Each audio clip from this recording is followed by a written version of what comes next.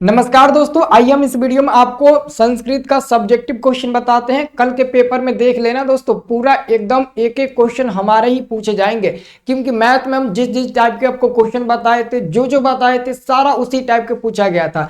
दोस्तों मैं आपको बोला था ना कि मैथ का हम जितना आपको पढ़ाते हैं ना, सारा क्वेश्चन वहीं से पूछा जाता है और पूरा क्वेश्चन एकदम हूबहू आपसे पूछा भी गया है वहीं से, ठीक है ना। और आप में से ना मतलब ना 80% लड़के 100 में 100 पेपर करके आए हैं। तो दोस्तों मैं फेंकता नहीं हूं, मैं आराम से मैं आपको बता रहा हूं, इसको अच्छे से एक बार रिवीजन कर लो, पढ़ लो, कल के पेपर में जाकर आप लोग छाप के आइएगा। बहुत अच्छे तरीके से एक बार आप लोग इसे पढ़ लीजिए। और जो विद्यार्थी नए आए हैं, बाबू मैथ में हमारे स्टूडेंट से कमाल पूछ लीजिए, इसलिए मैं बोलता हूं ये हमारा नंबर ले लो, है ना, ये हमारा आप लोग नंबर ले लीजिए और हमारा व्हाट्सएप पर आप लोग जुड़ जाइए। अगर आपको हमारे व्हाट्सएप पर जुड़ना है, आपको भी लड़ने वाला क्वेश्चन चाहिए, तो बस इस नंबर पर एसएमएस कर दीजिए, सर हमको भी आपके ग्रुप में जुड़ना है, प्लीज जोड़ लीजिए। हम आपको लिंक भेजेंगे, आप उस पर क्लिक करके ग्रुप ज्वाइन कर लेना, ठीक है। और संस्कृत में भी आपको अच्छा स्कोर करके आना है, माता सरस्वती का आपके साथ आशीर्वाद है। पहला नंबर क्वेश्चन है बाबू कि पटना के मुख्य दर्शनीय स्थलों का नाम उल्लेख करें। मतलब कि पटना में कौन कौन मुख्य स्थल है जहां पर लोग दर्शन कर सकते हैं, जहां पर लोग जाकर घूम सकते हैं, बस उसका नाम लिख देना है। आप 3-4 को नाम लिख दीजिएगा, 2 नंबर मिल जाएगा। जैसे हमने लिखा गोलघर, तारामंडल, जैविक उद्यान, उच्च न्यायालय, सचिवालय, गुरुद्वारा आदि पटना का मुख्य दर्शनीय स्थल है, बस ये लिख देना, आपका 2 नंबर मिल जाएगा बहुत अच्छे तरीके से। अगला आपका क्वेश्चन है दूसरा नंबर, चारों आलसियों के वर्ता तालाब को अपने शब्दों में लिखो। चारों आलसियों के वर्ता तालाब मतलब कि जो 4 आलसी थे वह आपस में क्या बात कर रहे थे, यही आपको लिखना है। तो पहले लिखना है आपको कि चारों आलसी निश्चय ही अपने आलसपन को सिद्ध कर रहे थे। एक ने मुंह ढक कर कहा, अरे हल्ला कैसा। दूसरे ने कहा कि लगता है कि इस घर में आग लग गई है। तो तीसरे ने कहा कि कोई पानी से भीगे वस्त्रों से ढक दे। तो चौथे ने कहा, अरे वचला कितनी बात करते हो तुम, चाप क्यों नहीं रहते हो। तो दोस्तों बस यही उन चारों के बीच में वार्तालाप हुआ था, चारों ने अपना अपना बात प्रस्तुत किया था वहां पर, ठीक है ना। तो आपको बहुत अच्छे से लिख देना है। पहले ने क्या कहा कि अरे ये कैसा शोरगुल हो रहा है। तो दूसरे ने कहा कि लगता है कि इस घर में आग लगी हुई है। तो तीसरे ने कहा कि अगर आग लगी हुई है तो कोई उसे भीगे हुए कपड़ों से ढक कर बुता दो। तो चौथे ने कहा कि अरे वचला क्यों इतना हल्ला करते हो, चुपचाप नहीं रहते हो। बस यही चारों के बीच में आपस में बातचीत हुआ था। अगला क्वेश्चन देखिएगा, अगला क्वेश्चन है मथुरा विजयम महाकाव्य वर्ण विषय क्या है दोस्तों, है ना। तो आपको लिखना है मथुरा विजय महाकाव्य में रानी गंगा देवी ने अपने स्वामी की विजय घटना पर आश्रित रचना की है। मतलब कि दोस्तों मथुरा विजयम जो आपका महाकाव्य है ना, ये किनकी रचना है। तो मथुरा की रानी किसकी है, तो गंगा देवी का है। और गंगा देवी ने अपने मतलब न पति की विजय प्राप्त, पति मतलब कि अपने स्वामी की विजय प्राप्त के लिए ये रचना लिखी थी। और इनका जो समय चल रहा था वो 14वीं सदी चल रहा था। आपसे ऑब्जेक्टिव में पूछेगा इनका समय क्या चल रहा था, तो 14वीं सदी बता दीजिएगा, बहुत पूछा जाता है। अगला क्वेश्चन है संस्कृत साहित्य के संवर्धन में विजयनगर राजाओं के योगदानों को वर्णन करें। संस्कृत साहित्य के संरक्षण संवर्धन में विजयनगर के राजा रानी सभी संलग्न थे। वहां मथुरा विजयम, वरदाम्बिका परिणय, ललिता पद विन्यास आदि रचे गए हैं। ये सब मतलब ना रचनाएं वहां पर रचे गए हैं, इसको याद कर लीजिएगा, ठीक है। राम परवेशराम का घर कहाँ था और कैसा था। राम परवेशराम का घर कहाँ था और कैसा था, यह प्रश्न पूछा गया है। तो आप उत्तर लिखिएगा, राम परवेशराम का घर भीखन टोला था। इनका घर बांस और भूस से बना हुआ झोपड़ी था, ठीक है ना, बांस और भूस से भरा हुआ झोपड़ी था, बस यही लिख देना है। छठा नंबर क्वेश्चन आपका, विश्व शांति का सूर्योदय कब होता है। विश्व शांति का सूर्योदय कब से होता है। तो इसका उत्तर लिखिएगा, जब विभिन्न देश संकट की घड़ी में एक दूसरे की मदद करते हैं, आपदा के समय सहायता राशि और सामग्रियां प्रदान करते हैं, तब विश्व शांति का सूर्योदय होता है। तब विश्व शांति का क्या होता है, सूर्योदय होता है। आप याद रखिएगा, ठीक है ना, आप याद रखिएगा। तो ये बहुत अच्छे तरीके से आप लोग याद कर लीजिएगा। अगला क्वेश्चन है, विद्यापति कौन थे, उन्होंने किस ग्रंथ की रचना किया। अलस कथा पाठ में किसकी कहानी है, 6 वाक्यों में लिखे। तो सबसे पहले लिखिएगा, विद्यापति लोकप्रिय मैथिली कवि थे, उन्होंने पुरुष परीक्षा नामक ग्रंथ की रचना किया था। इसमें 4 आलसियों के बारे में वर्णन किया गया है। इसमें आलस्य को त्याग देने की शिक्षा दी गई है। बहुत आसानी वाइज आप लिख देंगे, है ना। अगला क्वेश्चन है मंत्री वीरेश्वर का स्वभाव कैसा था। मंत्री वीरेश्वर का स्वभाव कैसा था, यह प्रश्न आपसे पूछा गया है। तो उत्तर लिखिएगा मिथिला के मंत्री वीरेश्वर का स्वभाव दानशील और दयावान था। वो गरीबों और अनाथों को प्रतिदिन भोजन और वस्त्र देता था, साथ साथ आलस्यों को भी भोजन एवं वस्त्र मुक्त में वो देता था। तो आपको बहुत अच्छे से याद कर लेना है, ठीक है। अगला क्वेश्चन आप देखिएगा मंगलम पाठ के 5 वाक्यों में परिचय दे। जो मंगलम आपका पाठ है उस पाठ के बारे में आपको कम से कम 5 से 6 वाक्यों में आपको वर्णन करना है। तो आपको लिखना है कि मंगलम पाठ 5 श्लोकों से संकलित है। इस पाठ में सत्य के बारे में चर्चा किया गया है। सत्य की हमेशा जीत होती है, असत्य से नहीं बल्कि सत्य से ही परम पिता परमेश्वर तक पहुंचने का सच्चा मार्ग विस्तृत होता है। तो बस आप ये लिख देना। ये क्वेश्चन 100% आएगा। विवाह संस्कार का वर्णन करें। विवाह संस्कार क्या है दोस्तों, तो आप लोग लिखिएगा मानव जीवन में प्रायः 16 संस्कार होते हैं। विवाह संस्कार एक होता है ना। 16 संस्कारों में से एक प्रकार के विवाह संस्कार होते हैं। विवाह संस्कार होने के बाद व्यक्ति गृहस्थ जीवन में प्रवेश करता है। ऑब्जेक्टिव में पूछेगा कि व्यक्ति कब गृहस्थ जीवन में प्रवेश करता है, तो विवाह संस्कार में। तो व्यक्ति विवाह संस्कार में ही गृहस्थ जीवन में प्रवेश करता है। विवाह संस्कार को पवित्र संस्कार माना जाता है। इसमें अनेक प्रकार की क्रियाएं होती है, जैसे कि सिंदूर दान, कन्यादान, हाथ दान, है ना। बहुत मतलब सारे इसमें मतलब होते हैं। 7 प्रकार के इसमें क्रियाक्रम होते हैं, है ना। आपको याद होगा विवाह में। अगला क्वेश्चन आपका है किसान संस्कार को गोदान संस्कार क्यों कहा जाता है। किसान संस्कार को गोदान संस्कार क्यों कहा जाता है, तो उत्तर लिखेंगे किसान संस्कार में गुरु घर से ही शिष्य का प्रथम मंडल होता है। इसमें गोदान का मुख्य कर्म होता है, अतः साहित्यिक ग्रंथों में इसका दूसरा नाम गोदान संस्कार भी कहा जाता है। आपके क्वेश्चन एग्जाम में पूछे जाते हैं ऑब्जेक्टिव में कि किसान संस्कार को और किस नाम से जाने जाते हैं, तो आप बताइएगा गोदान संस्कार के नाम से हम लोग जानते हैं। अगला क्वेश्चन है संस्कृत साहित्य में महिलाओं के योगदान का वर्णन करें। तो संस्कृत साहित्य में महिलाओं के योगदान का वर्णन करें, तो उत्तर लिखिएगा संस्कृत साहित्य लेखिका पाठ में लेखिका के अनुसार प्राचीन काल से लेकर आज तक महिलाओं ने संस्कृत साहित्य में योगदान दिया है। दक्षिण भारत की महान साहित्यकार महिलाओं में संस्कृत साहित्य को समूह बनाया है। इससे स्पष्ट होता है कि लेखक के अनुसार महिलाओं का संस्कृत साहित्य में महत्वपूर्ण योगदान रहा है। यहाँ पर नीचे क्या है योगदान, तो लिख लीजिएगा। अगला क्वेश्चन है संस्कृत साहित्य पाठ में पंडित छमराव के योगदान के बारे में वर्णन करें। यानी कि दोस्तों संस्कृत साहित्य जो पाठ है उसमें पंडित छमराव का क्या योगदान है, उन्होंने क्या किया, इसके बारे में लिखना है। तो आपको लिखिएगा संस्कृत साहित्य में आधुनिक समय की लेखिका में प्रसिद्ध पंडित छमराव अति प्रसिद्ध है। शंकर उनकी अनुपम रचना है। गांधी दर्शन से प्रभावित होकर उन्होंने सत्याग्रही गीता, ग्राम ज्योति इत्यादि की रचना किया। आपके एग्जाम में क्वेश्चन ऑब्जेक्टिव में पूछे जाएंगे कि बताइए कि किस दर्शन से प्रभावित होकर उन्होंने सत्याग्रही गीता या फिर ग्राम ज्योति की रचना किया था, तो गांधी दर्शन। या फिर कहीं क्वेश्चन पूछेगा कि किसने गांधी दर्शन से प्रभावित होकर सत्याग्रही गीता नामक पुस्तक की रचना किया, तो बता दीजिएगा पंडित छमराव। या फिर पूछेगा कि गांधी दर्शन से प्रभावित होकर किसकी रचना किया गया है, तो बता देना सत्याग्रही गीता, या फिर आपके ऑप्शन में वो रहेगा बता दीजिएगा। ऐसे क्वेश्चन एग्जाम में 100% पूछे जाते हैं। अगला क्वेश्चन है भगवान बुद्ध ने पटना के संबंध में क्या कहा था। अब आपको दोस्तों बताना है कि जो भगवान बुद्ध थे वो पटना के संबंध में क्या बोले थे।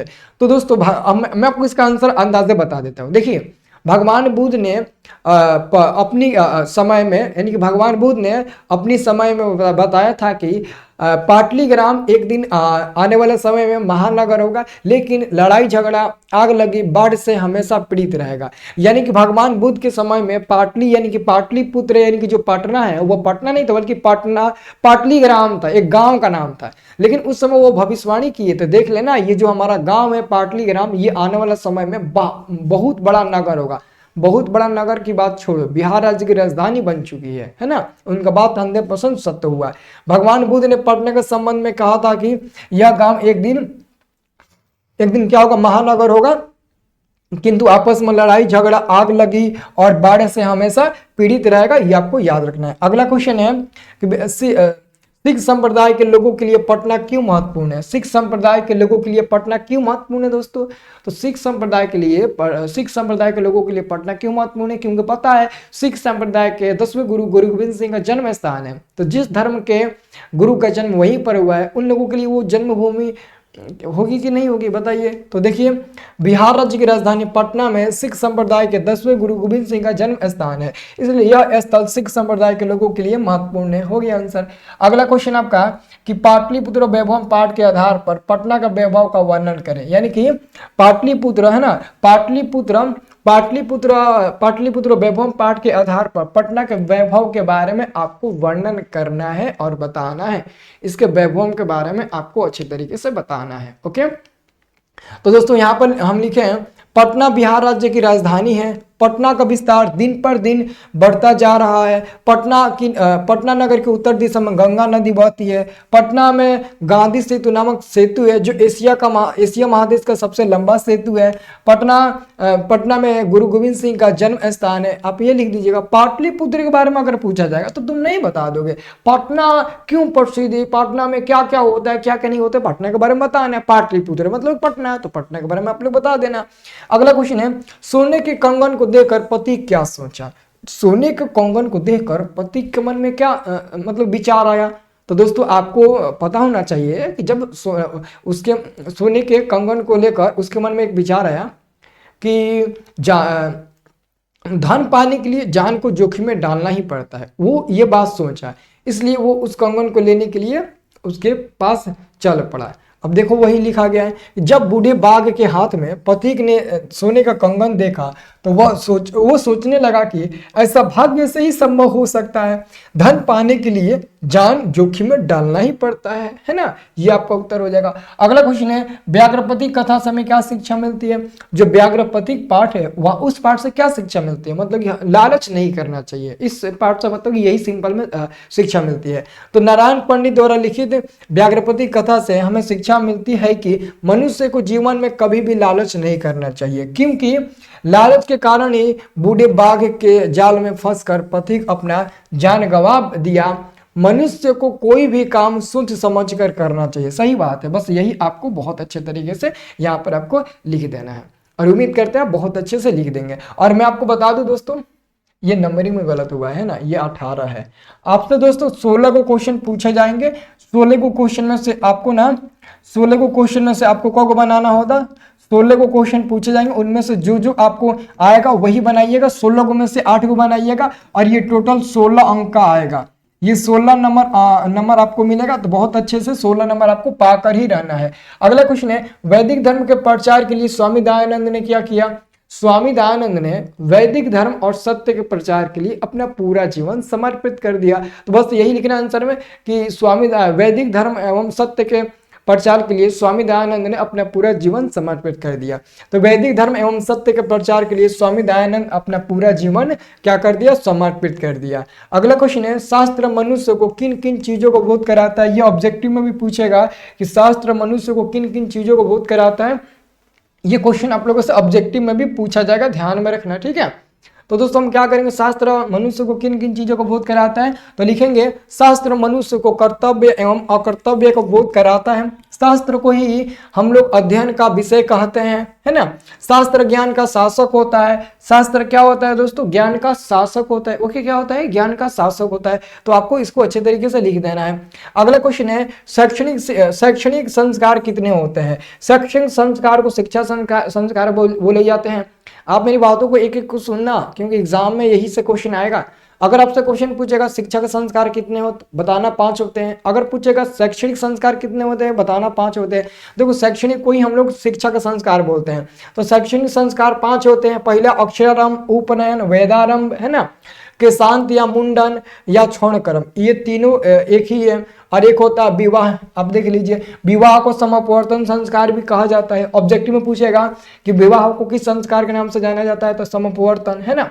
ऑब्जेक्टिव में पूछेगा शिक्षा संस्कार का अंतिम भाग कौन है, अंतिम रूप कौन है, अंतिम प्रकार कौन है, तो समापवर्तन हो जाएगा। पहला क्या हो जाएगा, अक्षरारंभ हो जाएगा। अगर पूछेगा कि शांत को और क्या नाम से जानते हैं, तो मुंडन, और मुंडन को किस नाम से जानते हैं, क्षौर कर्म। आप ये आपको याद रखना है। अगला है शैशव संस्कार कितने होते हैं। बाबू शैशव संस्कार को हम लोग ना बचपन के संस्कार भी बोलते हैं। बचपन के संस्कार भी हम बोलते हैं। शैशव संस्कार को क्या बोलते हैं, तो शैशव संस्कार को हम लोग बचपन के संस्कार भी बोलते हैं। तो आप सबको याद रखना है, ये हमारा बचपन का भी संस्कार हो जाएगा, ठीक है। तो देखिए शैशव 6 प्रकार के होते हैं। जात कर्म, नामकरण, बाहर निकलना, अन्न ग्रहण, चूड़ा कर्म और कर्णवेद, ये 6 प्रकार के शैशव संस्कार पाए जाते हैं मनुष्य के जीवन में। अगला क्वेश्चन है, देखो अभी लास्ट इतना ही क्वेश्चन है, पंडित किसे कहते हैं? हर हाल में ये क्वेश्चन आपको याद कर लेना है, हर हाल में, है ना, हर हाल में ये क्वेश्चन आपको याद कर लेना है जी कि पंडित किसे कहा जाता है, पंडित किसे कहा जाता है। तो लिखिएगा, सुख दुख लाभ हानि में एक समान रहने वाले व्यक्ति को पंडित या ज्ञानी कहा जाता है। दोस्तों अगर आपके ऑब्जेक्टिव में क्वेश्चन पूछा जाएगा कि किसे पंडित कहा जाता है, ऑप्शन में रहेगा ज्ञानी को, मंत्री को, राजा को या फिर रानी को, तो बताना ज्ञानी को हम लोग पंडित कहते हैं, पंडित ज्ञानी को कहा जाता है। और पंडित का एक परिभाषा नहीं बल्कि अनगिनत परिभाषा होगा, पंडित का बहुत सारा परिभाषा होगा। अगला क्वेश्चन है, संस्कार कितने हैं, वर्णन करें। मतलब कि मनुष्य के जीवन में संस्कार कितने प्रकार के होते हैं, आपको वर्णन करना है। तो लिखिएगा, भारतीय संस्कार 16 होते हैं, है ना, 16 प्रकार के संस्कार होते हैं। इन 16 संस्कारों को मुख्य 5 प्रकारों में बांटा गया है। क्वेश्चन पूछेगा कितने संस्कार होते हैं, तो 16 बताइएगा। अगर पूछेगा कितने भागों में बांटा गया है, तो 5 भागों में बांटा गया है, आप लोग बताइएगा। और इनमें से इनमें से 3 जन्म पूर्ण वाले संस्कार होते हैं, मतलब कि 3 को जन्म से पहले संस्कार पाए जाते हैं। अगर एग्जाम में पूछेगा कि जन्म से पहले कितने संस्कार पाए जाते हैं, तो आप लोग 3 बताइएगा। 6 शैशव संस्कार जो कि बचपन का संस्कार होता है, 6, है ना। 5 शिक्षा के संबंधित संस्कार होता है, तो 5 को आपका शिक्षा के संबंधित संस्कार हो जाएगा, है ना। एक विवाह के रूप में गृहस्थ संस्कार होता है, एक विवाह के रूप में जब किसी इंसान का विवाह हो जाता है तो वो गृहस्थ जीवन में प्रवेश कर जाता है, एक वहां पर होता है। एक मृत्यु के बाद अत्यंत संस्कार होता है, तो दोस्तों एक मृत्यु का होता है ना, तो ये 16 हो जाएगा। दोस्तों पूछा जाता है कि मृत्यु के संस्कार कितने होते हैं, एक होते हैं, कौन होते हैं, तो अत्यंत संस्कार। पूछा जाता है कि अत्यंत संस्कार कब होता है, तो मृत्यु के बाद होता है। कब होता है, तो मृत्यु के बाद होता है, ठीक है। अगला है, प्रत्येक संस्कार में कई कर्मकांड निर्धारित है। बस आपको इतना लिख देना है और बहुत अच्छे तरीके से आपको ना ये सारे क्वेश्चन अच्छे से स्टडी कर लेना है। आप तो रिवीजन कर ही लिए होंगे, है ना। और एक बार आप लोग लास्ट में कमेंट बॉक्स में जय मां सरस्वती कमेंट करके जरूर जाइएगा। कल का पेपर देखिएगा, एकदम मजा आ जाएगा पेपर बनाने में। हम तो बहुत खुश हैं इसलिए कि जो भी मेहनत कराया गया था मैथ में वो सक्सेसफुल रहा, यानी कि मिशन इज ए सक्सेसफुल। मजा आ गया पेपर देकर, है ना। चलिए बहुत बहुत धन्यवाद। आप लोग लाइव में जुड़िएगा 6:30 बजे, मैं लाइव में आपका इंतजार करूंगा।